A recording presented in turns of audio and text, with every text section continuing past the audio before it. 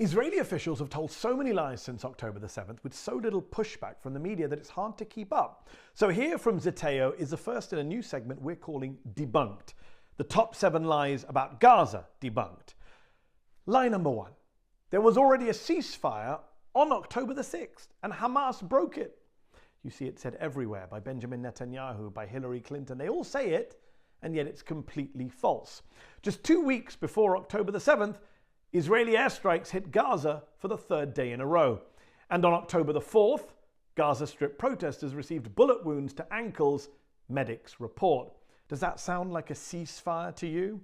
Even over in the occupied West Bank, before Hamas's attack on October the 7th, Israeli forces had already killed a record 234 Palestinians. If there was a ceasefire in place before October the 7th, nobody told the Israeli military. Lie number 2. The priority is freeing the hostages. There's no higher priority, Joe Biden has said.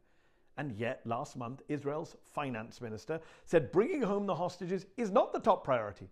Hamas must be defeated, he said.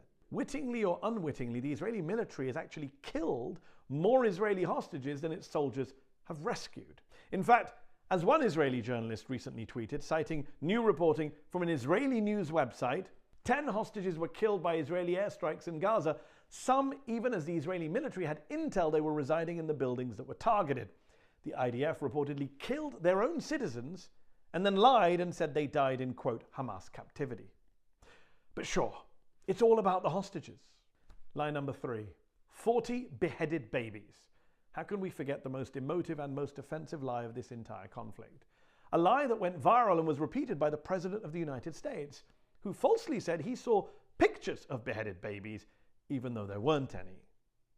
Nor were their babies burned in ovens, as Israeli newspaper Haaretz proved in their investigation. They were all lies. In fact, according to data released by Israel's Social Security Agency, tragically there was one baby killed on October the 7th, 10-month-old Mila Cohen, may her memory be a blessing. But in the interests of facts, she was not beheaded.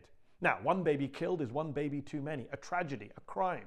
But 40 beheaded babies is just a cynical, reckless, repulsive lie that was then used to justify the killing of hundreds of Palestinian babies. Lie number 4, there was a Hamas base underneath the Al-Shifa hospital. Remember this video from the Israeli military claiming Hamas's main headquarters were under the hospital? Wow, an underground lair straight out of a Bond movie. To this day, we have yet to see any evidence of such a headquarters under Al-Shifa. Sure, as the AP has reported, the Israelis found a pair of metal cots in a room fashioned from rusty white tile. They appeared to be out of use. Meanwhile, the Washington Post said the underground rooms found by Israel showed no immediate evidence of military use by Hamas, and Israel has provided no hard evidence that Hamas was using the hospital as a command and control center. The Israeli military lied so that they could attack more hospitals under the same false pretext. Lie number 5, you can't trust the Hamas health ministry. Remember what Israeli spokesman Mark Regev said to me on Peacock back in November? The Gaza Health Ministry says Israel has killed more than 11,000 people in Gaza, including a record number of children. Let me finish my question. No, but you can't say that. No, but you said you have to say the Hamas-controlled Ministry of Health in Gaza. I don't have to say what you asked me to say. Why mention Hamas-controlled every time? Because you can't trust the health ministry's numbers, right? Except the Israeli military does. The Israeli military has secretly found the Gaza Health Ministry's casualty figures to be reliable and even uses those numbers for its own intelligence briefings.